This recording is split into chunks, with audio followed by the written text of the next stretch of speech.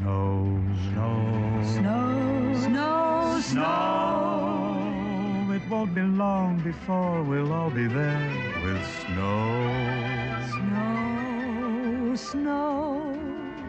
I want to wash my So, Laura, hands, when my we face sat and down to hair think with about snow. what we were going to do, what movies we were going to cover for our third holiday series, we realized that a lot of people did not get to experience our first season, and nobody has gotten to experience it in video form. But we still have all the footage from it. So, what we decided to do is to re release the 5 films that we shared 2 years ago. And all of these will be available for the first time in video form, re released in audio form with a little something extra. Yeah, so definitely necessary that we are staying true to our new format of having our this or that segment. So we're going to be re-recording those and including them in all of these holiday releases. So, whether you're listening or watching for the first time or revisiting these with us, we hope you'll enjoy them and we hope that you'll have a great holiday season. Michelle, we are dressed in red. We are ready for the holiday season. We're two sisters. We're in the spirit.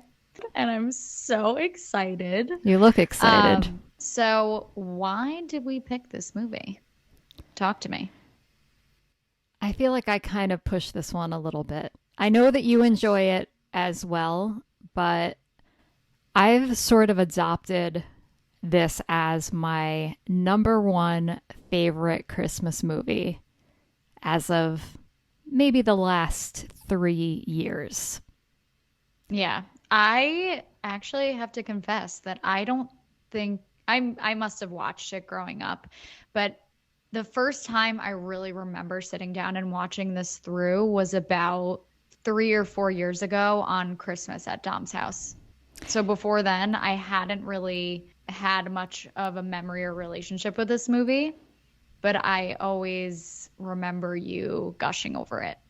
I feel the same. I don't know that I ever saw this movie in my childhood. I don't know that it was available until what we should have done our research on this, but whatever year it came out on Netflix is probably the first year that I saw it.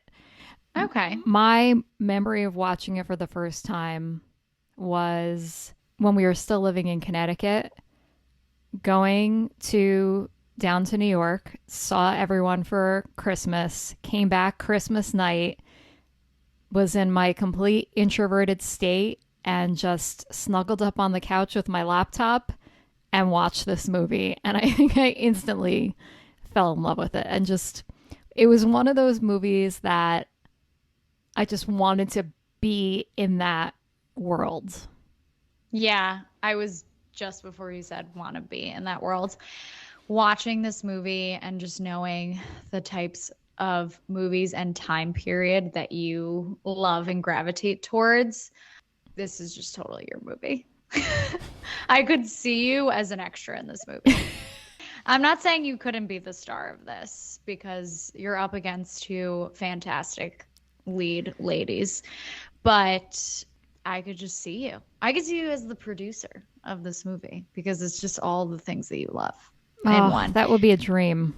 Yeah. And I think with obviously not outside of our mini Christmas season, we haven't done any old movies, so I would say that this is the first real movie that we're talking about during this time period, which is obviously something that's unfamiliar to us yet familiar at the same time, because I think you've immersed yourself so much in this time period of films and inspiration, I would say, from a creative standpoint. So I'm sure this just continues to hit home. How did it feel watching it this time around? Did you like it just as much? Yeah. You've witnessed me gushing at things that I watched before and kind of have like made fun of me. Like, really, anytime I watch a musical, I have this stupid smile on my face that won't go away. And I feel like that's the case every time that I watch White Christmas.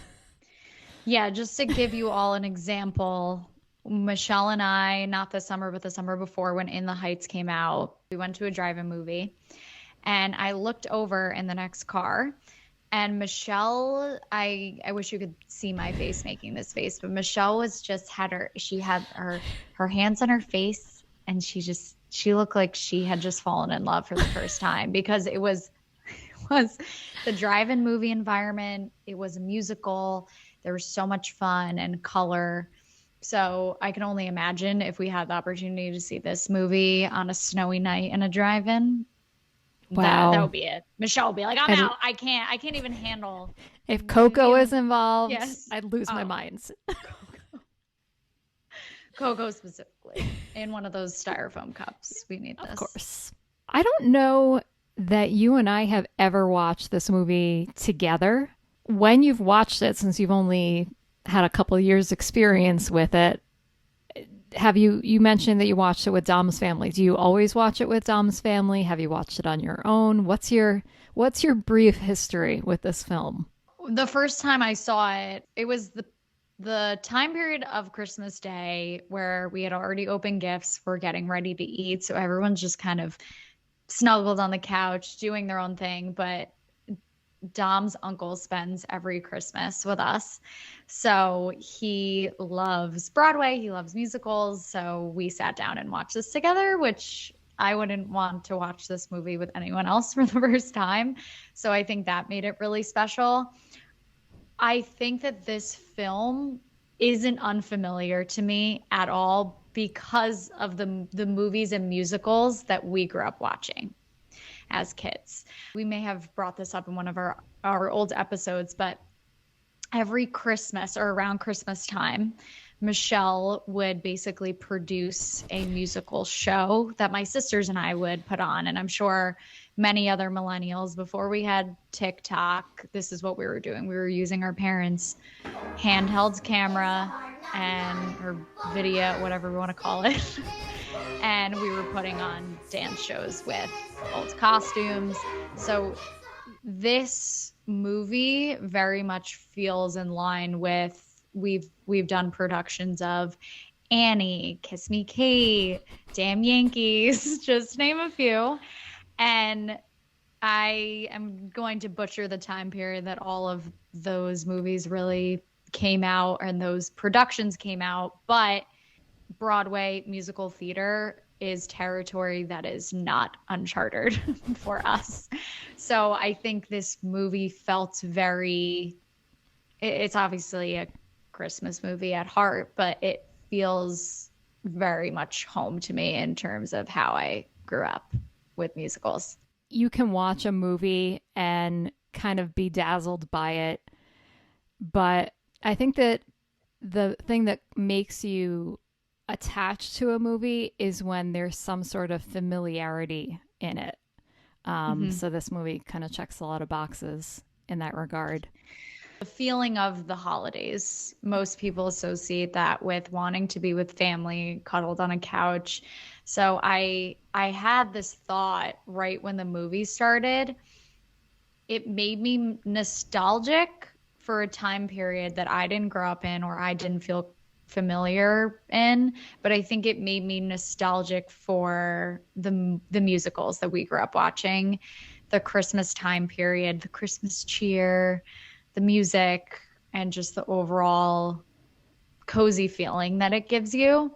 So it definitely brought out those emotions while I started, like really as soon as the credits roll. This movie is a special family movie for Jimmy's family. I don't know, or I don't think it's something that they grew up watching. I think that was more It's a Wonderful Life. But at least for the last 7-8 years that I can remember, we all always watch this together at some point over the Christmas week, as well as other various times throughout the Christmas season. Really, anytime anyone watches it, we usually send a picture in our family chat and then someone else says, oh, I'm going to watch it too. And it's really endearing to me because while Laura just mentioned how much, like musicals mean to our family, my husband's family loves musicals too, but I consider them to be like such a sports-oriented family. So the fact that they all love White Christmas so much, especially my father-in-law, like he loves this movie. And I think that just that fact alone makes me love it even more. I always like to watch new movies, but I think there's something very special about having one movie that you always go back to, especially on a holiday. Some of the other films that we are going to cover and some of our upcoming episodes are definitely that nostalgic Christmas movie that we would watch every year.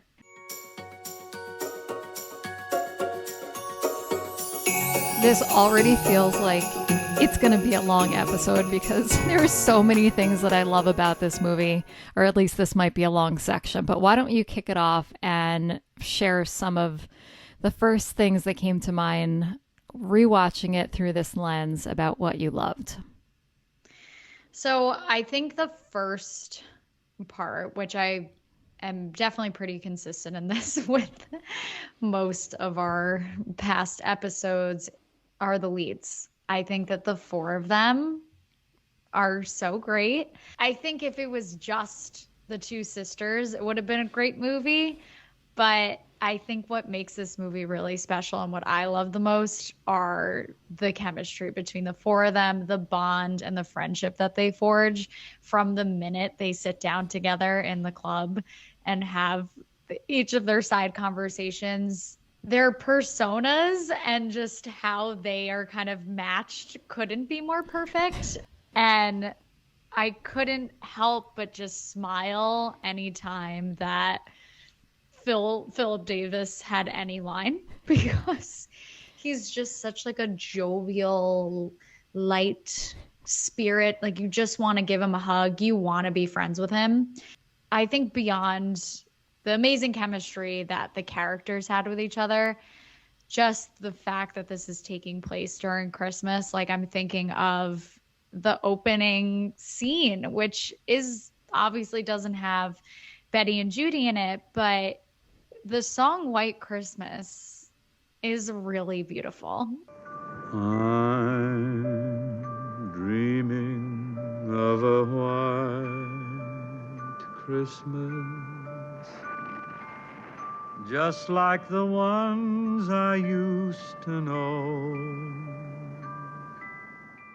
It really like hits you right here. And I think that's something that's very familiar to everyone because it's part of Christmas, but they do it in a way that's different. And it's not, I mean, I've obviously never been to war, but I think that sequence of them all kind of longing and thinking about being home for Christmas, you're thinking about like what they're feeling. And that opening scene really sets the tone for the rest of the movie, and so many more special moments that you're going to see throughout. I don't think I realized how many of the classic Christmas songs came out of this era. And the commercialization of Christmas was really born around this time. Yes, Christmas has been around for a long time, but I think the quintessential Christmas that we know is everything that we see in this movie. It's the music, it's the colors, it's, the twinkly lights and the snow, and just even the idea of a white Christmas. We grew up in the Northeast, and I don't feel like we had very many white Christmases. Maybe a handful, maybe 3, 4 that I can think of in my childhood. But it's almost like when the movie opens, it's like this postcard of an idea of Christmas. I was laughing at when they get to Vermont and they're like, wow, it's so warm here. It's so hot. And unfortunately, due to global warming, that's something that the Northeast is experiencing right now. I'm sure it'll end up dropping down at some point. But yeah, just like the actual idea of having a white Christmas, I kind of just picture silence. just peace and silence and maybe some like a light piano playing in the background. And I think that's what I felt in that opening scene. Again, it's such him singing that song in such a tumultuous setting. It could really bring peace and calmness to an entire group of people. Obviously, there's that scene, and then we're kind of thrown in to their lives and their life after the war. But I think it was a really great just setting.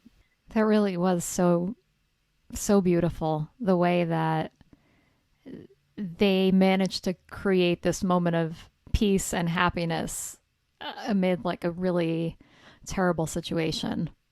We definitely talked about the hecticness of the holidays in our last Christmas episode. But at least for me, as I get older, I want to focus less on gifts and just have peaceful moments. I think beyond the musical numbers and the four of them doing a fantastic job, their costumes are absolutely fantastic. It's what makes them so great. How we're introduced to Betty and Judy is them in a dressing room, which is just, again, setting the scene for us to be able to see all of the wonderful outfits that come out of them. If you could see what me and Laura are wearing right now, Laura is wearing the color scheme that Betty and Judy are wearing in that first scene where they're introduced.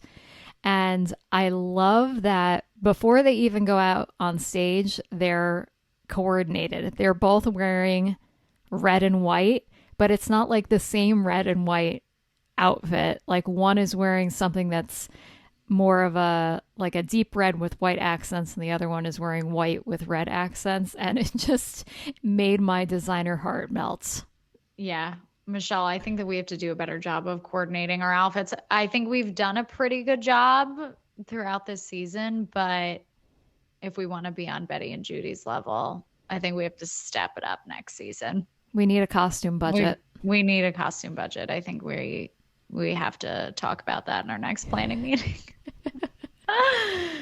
There are so many costumes in this movie that I think it would be hard for me to choose my favorite one, but I have some runner-ups. Do you have one like stand out?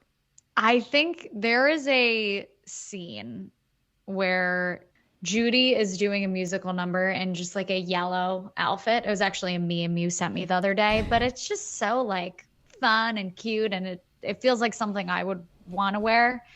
But, and this is definitely a cop-out answer, but their sister's performance outfit. I mean, can you beat that? Maybe not something I'm going to wear to the grocery store, but I just love that that's the first performance outfit we see them in.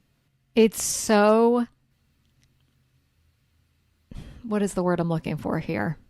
There is no word for it because you don't see that anymore. One of a kind. It's one of a kind. No one in any other movie, in any circumstance, has worn something like that. That color with the sparkles and the feathers and it's not, they're not Christmas outfits. No. They're just this great blue. I would love to know what Pantone color that is. I'll have to look that up. The color, I don't even think of red when I think of this movie. I just think of that outfit. And I know I'm a little biased, but I think because we're a sister duo with a podcast, that could be us. Hits home for me. You know, that could be us. I think that we need to take our talents to new heights. I think I have two favorite outfits, and they're both Judy's. One is the pink dress that she wears in the Best Things Happen While We're Dancing number. I love the silhouette of the 50s dress, the full skirts. It's perfect for dancing and spinning around.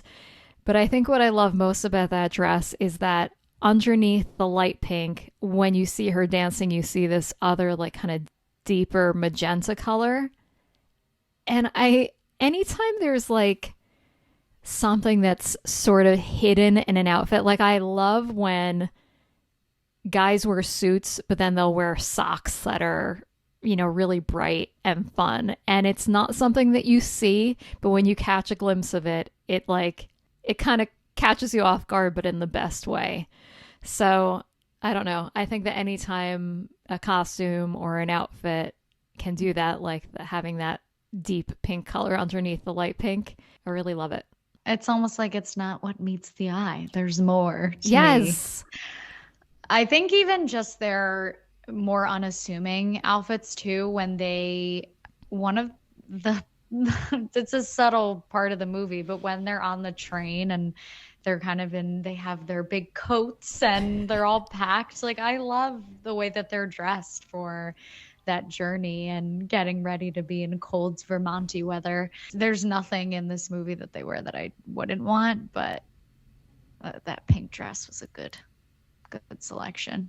Like, how did I realize this is a movie and that these are costumes and that not everyone dressed like this all the time? But how did we get from that to where we are now? Like, if you stepped onto a train today, what you would see is like not even, it depresses me. Yeah, mostly sweatpants.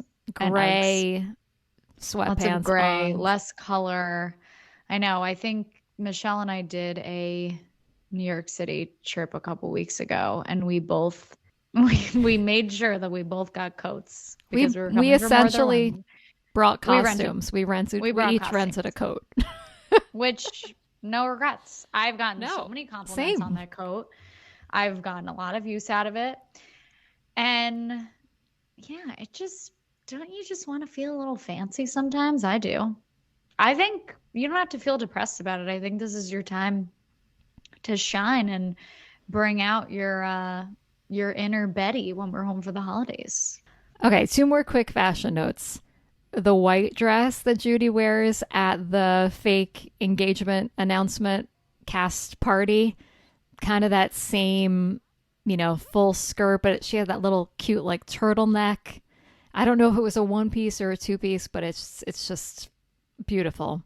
And the other outfit that I thought that I really loved was Susan's, the general's granddaughter, who also, side note, reminded me of of Grammy. Like, when I pictured that, even though the age doesn't quite line up, it's very close. That's how I imagine Grammy looking at that age. But my favorite outfit that Susan wears is she has this kind of orange and brown plaid combination that she's wearing when they first arrive at the inn. And I like that, again, it's like not quite Christmas, like the red and white Christmas colors, but it's very like seasonal.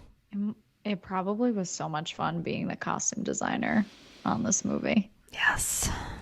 I want to know what other movies or productions they've worked on so we can look at or get inspiration from some of their outfits. I feel like I would know this if it was her, but Edith Head is my favorite costume designer, period. But she did so many movies from the 50s, 60s, 70s, but I don't think that she did this one. But we'll okay, so when we are home for the holidays, I'm expecting 3 to 4 outfit changes per day out of you, because now you have all this inspiration that you've been taking to heart. So this costume budget is growing by the minute. Yes, it is growing. It's extending into Michelle's personal life as well. We have to make sure that she is well dressed.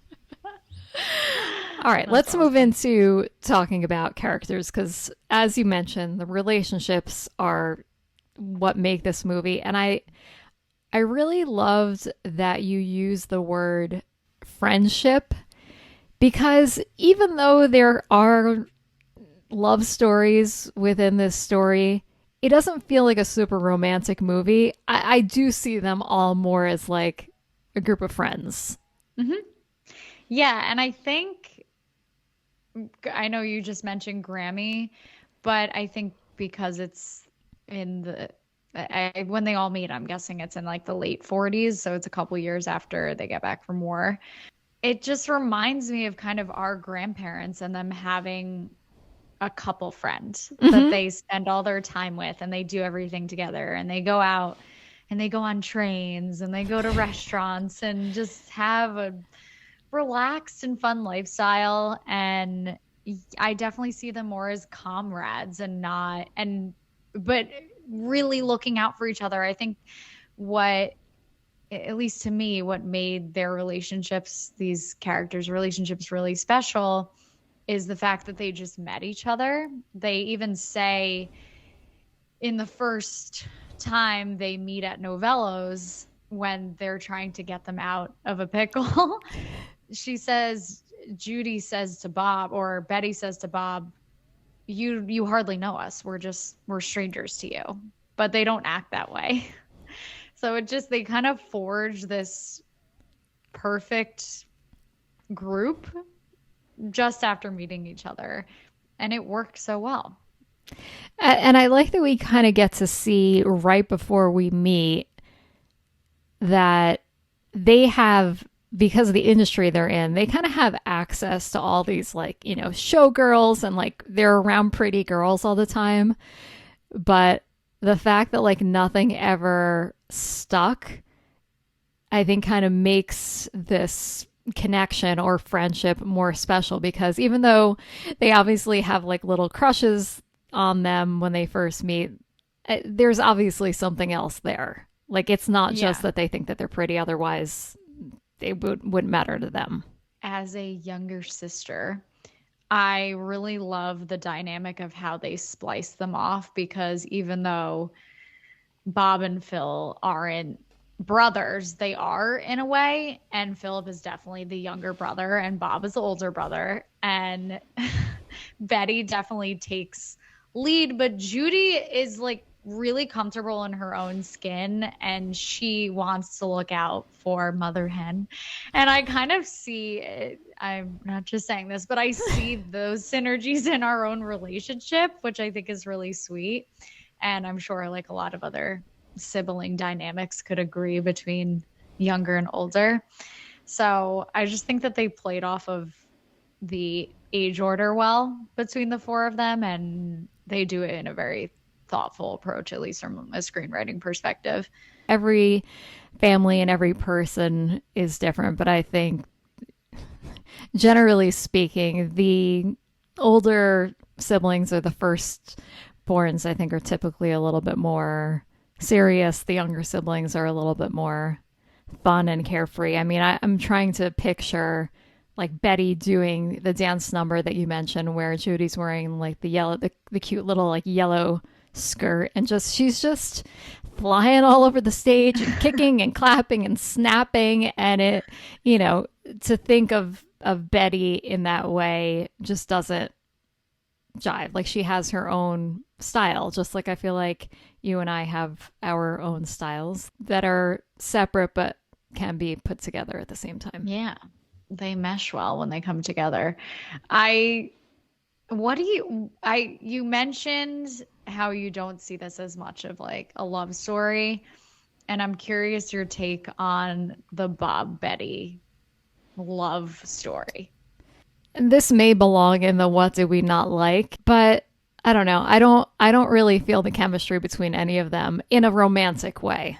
Yeah, I agree. And I mean, this would be a completely different movie if they didn't have that written in the story, because it needs to fall somewhere. The whole thing is that they felt, at least from a caring perspective, had this void in their lives, and they wanted them to find love, that they were kind of sneakily being matchmakers. But yeah, I didn't really feel the romantic chemistry. I felt like they were just really good friends and business partners going into work together, and also just having this fun Vermont adventure one Christmas, you know? Yeah, but it was one of those, like, it didn't bother me, and I think that the story would be lacking without some sort of romantic storyline, because this movie does feel so old-fashioned and traditional. So like, how could you have a story and not have a love story in it? But there's just so many other things going on in this movie that to me it it didn't matter. That even like story-wise, let's take the music and the costumes out of it. To me, this was much more of a story about General Waverly and Bob and Phil reminding him of his importance. I mean, Yeah, think of the way that the movie started. These are the first three characters that we're introduced to, and conceptually we're kind of told, okay, this is what this movie is going to be about. This guy is going to be important later on to the story, which I love. And I think they did it very eloquently to reintroduce him. And we talk a lot about how much we love supporting characters. And I think that his granddaughter and the hotel manager, Emma. Again, it's not front and center, but I think it just all works really well from a story standpoint. Yes, love every single one of these characters. It's all it's all heartwarming. Yeah, it really is. Throughout it, they obviously needed to introduce some tension with having Betty being apprehensive to certain things, but it's a pretty joyful movie. It is. And even when they're sad, they're singing about it. So yeah, it all works out. What else did you like? Anything else? Yes, this is a very close number 2 behind the costumes, were the sets and the setting. When I think about wanting to be in this world, I just want to be in all of these places. But so I don't talk for like 3 hours. I'm just going to gush on my favorite, which was the Novello's restaurant setting. I mean, everything that I love was there. It was Christmas, but it was warm. It was outside and inside. There was music, there was dancing, there was cocktails, there was this fantastic seafood station that I had never noticed before. And I'm not even like a huge seafood person, but the fact that it was there just kind of elevated the whole thing. The Novello sign. This is just another one of those things that like, that place does not exist anymore unless it's some sort of like a parody or an homage, and we're like, oh, we're going to have a theme party. But at this time, if you were making plans for a Friday or a Saturday night, you would go to a venue like this. And you can't do it anymore. And even though I've really never lived in a time where something like this existed, it makes me sad that I would be here every weekend if I could. I could not agree more with you. I think the closest thing we really have still are, obviously it's a little darker and smokier, but jazz clubs, and those still existing in cities. But again, it's not where everyone is on a Friday night.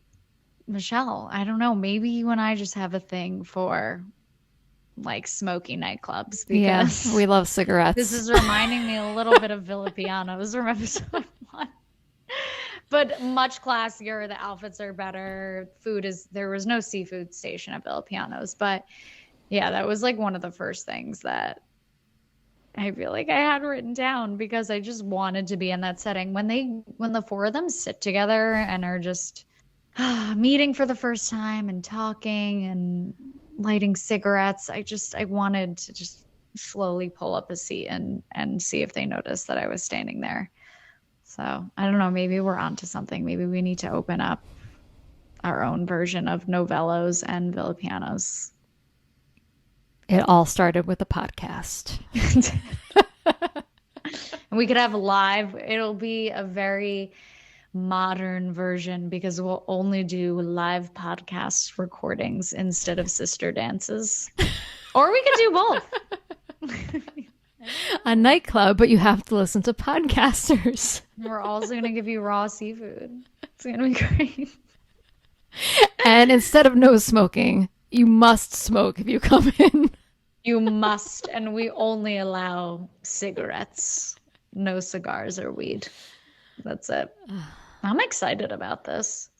We've come up with a lot of good business venture idea as well on this podcast. We I have. think it's like a little incubator.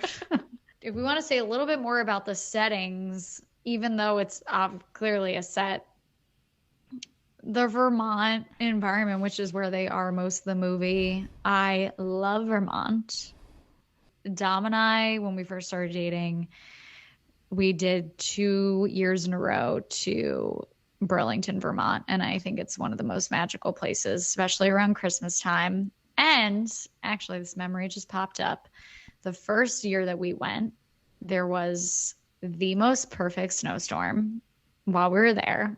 And it was like truly a white post-Christmas where it was so quiet. We were staying in the main downtown, and they have like this giant Christmas tree and this street called Church Street, and they have, oh, it's just such a beautiful setting. So I felt like the Vermont setting really hit home for me. I would still love to go there in the fall at some point, but one of like my favorite recent Christmas time memories is traveling to Vermont and being there during that very peaceful snowstorm. But yeah, I think time and place work really well in this movie. We are suckers for when movies take place in places that we like to go to. I also think that I brought up the train setting with their costumes, but I really, really love that part of the movie. I think it's another thing we don't have anymore. We don't have beautiful trains, I think more so in Europe, but I've always wanted to go on a fancier old train and sit in one of those cars and order a sandwich and a lemonade and be in a cozy sweater and sleep in a bunk. Maybe someday. I'm not going to open up a train business, but maybe we'll have a train inside of our novellas.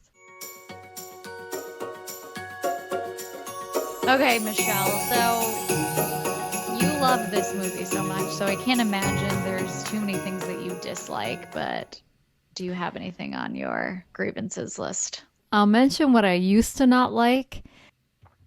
There's a dance number called Choreography that I always thought was kind of weird. I didn't really get its placement in this story. But I think that the more times that I've seen this movie and the more I've gotten to know the choreography number, I don't mind it as much, especially understanding that in this era, having these kind of like long ballet style dance numbers in musicals was just what people did. Like if you've ever seen An American in Paris or Oklahoma, like you're going along and then all of a sudden there's like a 30-minute dance thing. And this obviously was shorter, but also keeping in mind that the characters in this movie are performers. So this makes sense for a number like this to be part of it. I think you really just didn't like the purple outfits because they weren't. Do you know what I didn't like? The shoes that the girls in the purple dresses are wearing are these like kind of sandals, but there's not really like a bottom to it to give them support. Like, I don't know. The shoe it's situation. Not like a ballet shoe? It's not a ballet shoe. It's not a character shoe. It's just like almost a sandal. Okay. We'll have to do a deep dive. How about you? I do have one other thing I kind of wanted to talk about that I didn't love, but why don't you go first?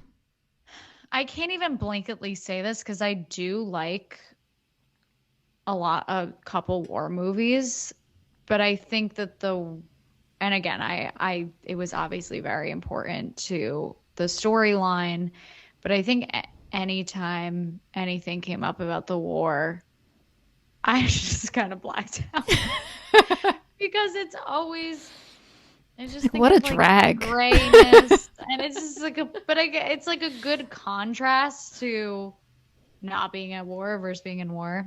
Oh God, I sound so ignorant right now, but I just don't find any interest in those conversations or scenes. I'm definitely more perked up during the dancing scenes. Not again, and it's not to say that I would remove them by any means. It's just not for me. All right, my last complaint I'm not just saying this because I want to be a producer. And now, the more we talk about this, I think that this should be my first project. This is a dig at the era. I'm not going to pin it specifically on this movie, but there is no diversity in this movie at all.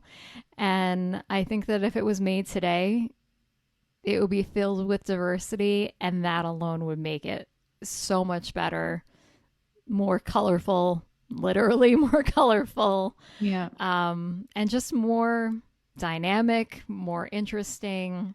I know. I'm like happy that we may be missing out on novellos and things like that, but thank God we have come a long way, and there's a lot more representation in films. It's just, that's what drives me nuts about watching movies during this time period, but it's like, it can't be erased, you know. Mm-hmm. But I'm happy that we live in a much different time now.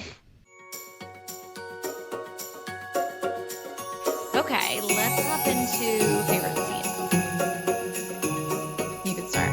Okay. Well, I already talked about novellos, which is my favorite setting. But I think my favorite scene is the cast party where Judy and Phil pretend to get engaged. I think that's just like another scene that I would love to be a part of, because it's a party that's it's in the lodge, but it feels so cozy. Like there are like couches and like bookcases, and someone's at the piano, and it really brought me back to some of my earliest Christmases. And sadly, Laura, I don't think that you were born when we used to do this for Christmas, but on Christmas Eve, we used to go to our grandparents, Grammy and Bob's house, and Grammy's family used to come over.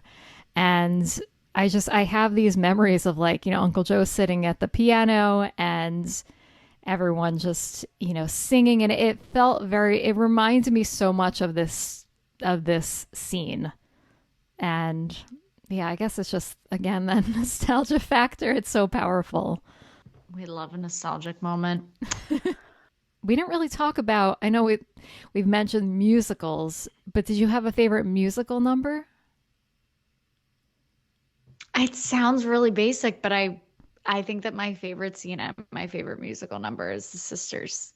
Sisters, sisters, there were never such devoted sisters. Never had to have a chaperone, no sir. I'm here to keep my eye on her. I just don't think it can be beat. I do like the musical number that Judy does called The Abraham. The Abraham.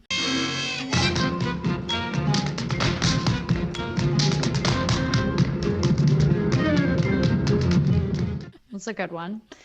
But yeah, I think that the sisters one is like, oh, that's always going to be my favorite scene. I think just the scene of them sitting at that table when they first meet and them having their side conversations and kind of taking their sides. It's almost like they're in this little war, but they're all on the same side.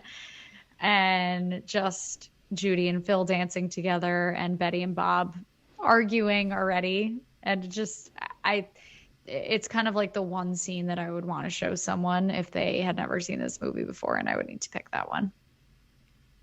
I do. I think my favorite musical and dancing scene is the best things happen when you're dancing. The best things happen while you're dancing. Things that you would not do at home come naturally on the floor. It's not representative of the movie because not everyone is in it. It's not like a big kind of like ensemble dance number, but I love that song. I obviously love that pink dress that Judy's wearing, and I love how it begins. It starts with them kind of dancing with everyone on the dance floor, and Phil has this like cute line where he says, Vermont should be beautiful this time of year. All that snow. That's what I just said. We seem to be getting a little mixed up. Maybe it's the music. Maybe it isn't only the music.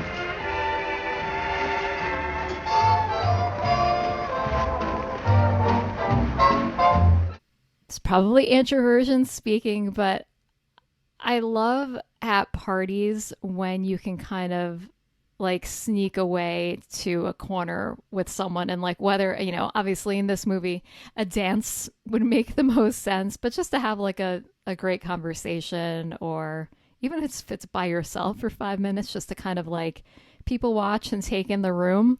I don't know. That's my favorite thing about being at big parties where you can kind of hide. Yeah. Like enough that no one's going to be like, oh, why are they standing by themselves? And just having a drink in your hand. Yeah. I agree. Especially during Christmas, the amount of gatherings and parties, there's definitely a crave for introversion where you can kind of take a step back and look at a room. Okay. What about your favorite line?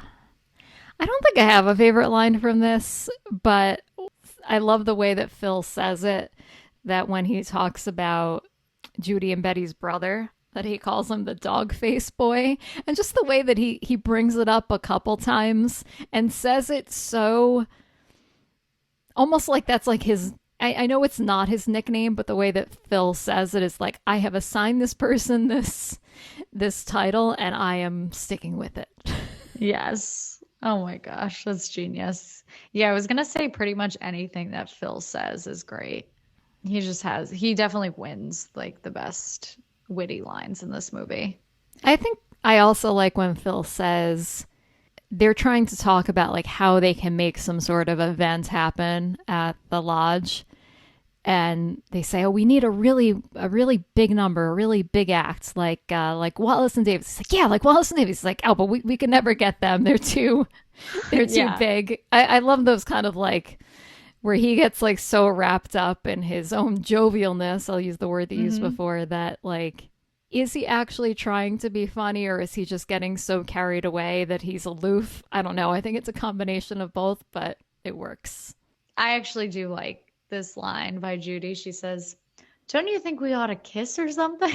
Oh, I love that. Which is sweet. Yeah. And again, I think it plays on the sweetness and the innocence of their relationships and not just like this great love story. It's a different kind of love story, I would say, with this movie. Also, I never realized that this is one of my favorite in rom-coms. There's kind of like this master list of tropes that get, themes that exist in almost every rom-com. And one of them is like the fake dating. So this is one of the original examples of that. I know. Look at that. Really held up. Okay, Michelle, what did this movie really make you want to eat? I have to say, the food representation in this movie fell a little flat for me. I felt like there were some real opportunities to showcase some great food from this era, and I was looking for it, and I did not see it. Particularly at Novello's. At the top, I mentioned the seafood station, which was pretty hidden. Like, I didn't notice it until this time when I was looking for food, but no one was really eating anything there. And even their cocktails were like not that great. And when Bob and Betty cheers for the first time, or they're sitting at that table together, they're drinking water. And I'm like, I get that she's performing, but I'm like, where's your martini? Yeah, no, I agree. I think that I know you're saying missing good food from this time period, but were they really eating that good back then? Yeah, I guess when I say good, I mean like quintessential, not actually tasty. Yeah. I feel like that's one thing that we were not missing during this time was quality meals. They were not being inventive with the things that they were eating. Yeah, I feel like the only thing that this made me want is a lemonade because you always want lemonade though. I always want lemonade. I think I've said it in 8 different podcast episodes because someone is always drinking lemonade, but it's like more so the idea of sitting in a little booth on a train car drinking a lemonade with my friends sounds lovely. Sounds like a great scene. They don't drink cocoa, but it makes me want cocoa. It makes me want a hot cup of chocolate with marshmallows in it. But it's just the nature of the season. But other than that, yeah, didn't really. This is a good movie to watch when you're hungry because it won't make you hungrier. Yeah. There was one scene where Judy's eating soup, and I love that she's doing it like she's using her spoon in like the very proper way. And that kind of made me want soup. But other than that, like the sandwich, you know, the midnight snack scene, I liked, but those sandwiches looked awful. Awful. You know that the general did not have good ingredients up there. It's like a dead zone during that time period in Vermont. So I can't imagine they were trucking in any good ingredients, which is surprising because, I mean, Vermont does have like a good fish scene. They got some really good shellfish up there for oysters and things like that. But I didn't see any fish. I can't really see Phil being like an oyster guy. No. I feel like what does he even eat? And Bob just works all the time, so he doesn't really eat either.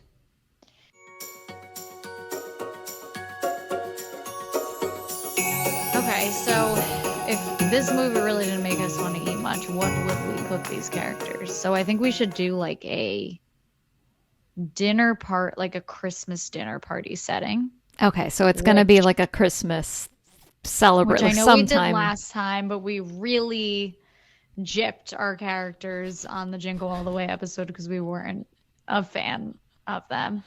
So I'll give you 3, you give me 3, and we get to pick the settings this time instead of giving each other. So I'm gonna give you the general, Emma, and his granddaughter. There's not a lot of opportunities here to do random groups, and again, I'm gonna let you pick the setting. I was like going over the settings in my head. I'm like, there's like 2. I'm like, we could bring them back to like the war. On one of like the fallen walls. Yeah, like Susan, I'm gonna bring you to this rubble. You could do it at the hotel. Yeah. Okay. You know what? I'm trying to get creative here, but I feel like the best setting for them is where they are, and I'm going to give them the gift of not having to travel for the holidays. They can stay in their nice lodge. We're going to kick everyone out, and I'm going to cook for them. But I'm going to keep on the Wallace and Davis ensemble, so they're going to get dinner and a show. They deserve it. I'm going to seat them at one of those many round tables that they have.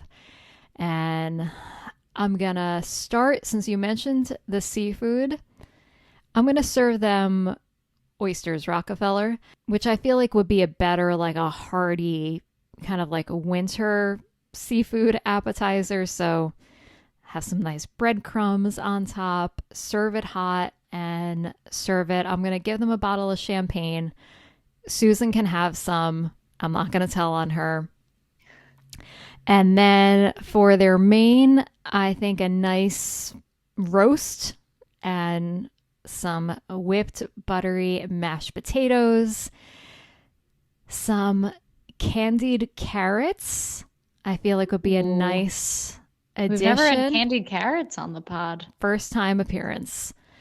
And Italian style, for whatever reason we do this in our family, we serve salad after the main dinner. So I'm going to give them a little Italian flair, a nice modern chopped salad. Even though, you know, we're in the 50s, I'm going to throw in like some chickpeas and some nice like lettuce that's like chopped well, not those like big leafy pieces.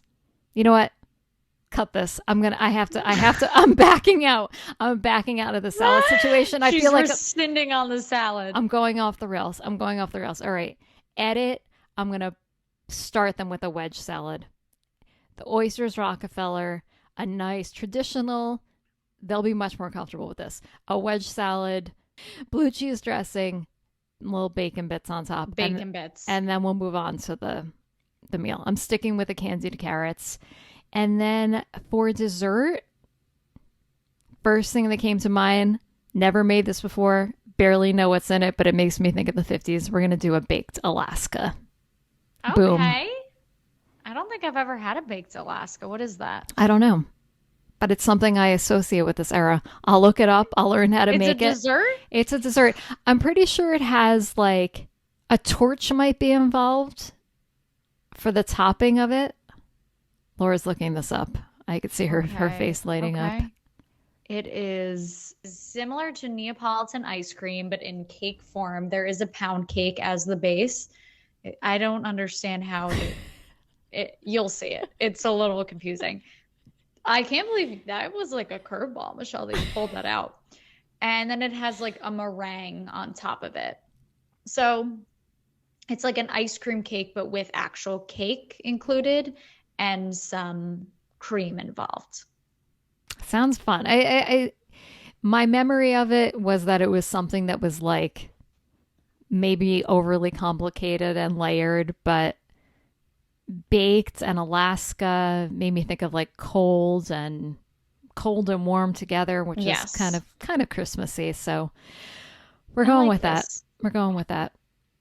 All right. Are you ready for your assignment? I am.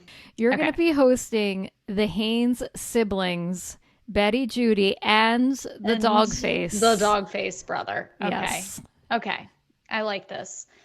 I think I'm going to follow your lead and make the same. I'm going to make a pot roast because pot roast, I don't think I've had pot roast before, but I know that it's a Christmas food during this time period. I'm also picturing, I'm going to give them two meats. I'm going to make a pot roast, but I'm also going to make a like ham, but with one of those, you know, they have like the cherries in it and the pineapple pictures. If you were to look up an old retro holiday Christmas vibe photo, that would be in it. And the reason I'm making two is because this is a sibling family affair, but I would imagine that some of the Haynes family members would end up joining because they would feel left out. I think I would do it at the Haynes home, like their parents' house. We don't know what it looks like, but we do know what it looks like at the same time. I can picture some orange carpeting involved and definitely a small cozy dining room with a bar cart involved. So knowing they have a bar cart, we're definitely making martinis. I know that Judy was not drinking the night that we met her, but I know that she's able to throw back some Dirty Jim martinis, my specialty. And for sides, I'm going to do it a little bit different. I don't know why I just have like orange inspiration in my head, but I think I'm going to make like some candied yams. And I think I'm going to go with like some green beans. I think that's a really good additive to a pot roast. So like the yams kind of is some extra sweetness next to the ham, or you can mix them all up. And for dessert, I'm also making something that I've never made before / don't like, but a pecan pie and some vanilla ice cream. I love pecan pie. I want some. Yeah, but I feel like I've never had. Don't you feel like pecan pie is always at the holiday party, but no one made it? Someone brought it. Someone bought it from ShopRite. So you're not getting the true pecan pie experience, but definitely sitting around the Haynes dining room table with pecan pie, vanilla ice cream, and coffee.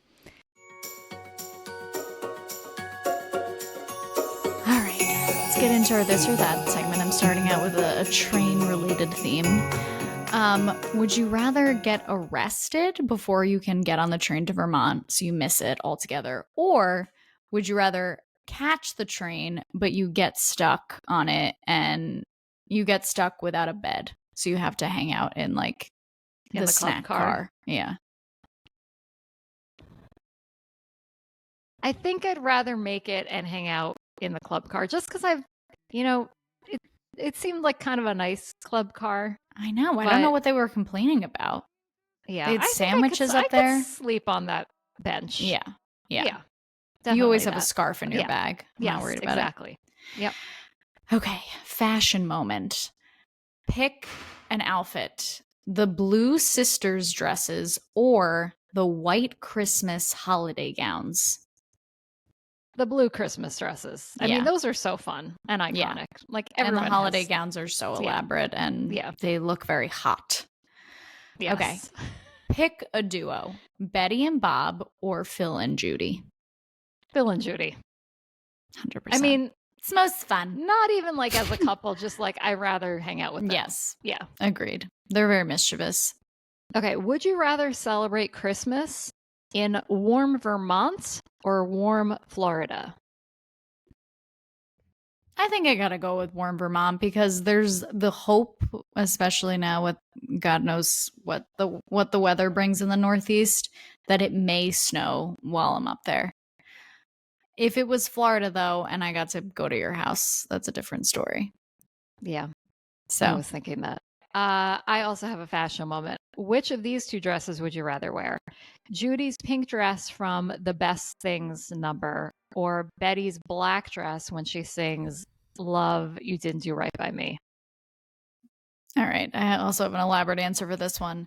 I think that I have to go with Judy's dress because in the winter, Judy's has like a turtleneck, long Yeah. sleeves. Betty's So is more slinky. my thought is that in the winter months, I'm very pale and I look good in black, but my whole body has to be covered. I can't be having my arms hanging out. So even though I enjoy the sequins dress better, if it was like long sleeves, I would probably pick that.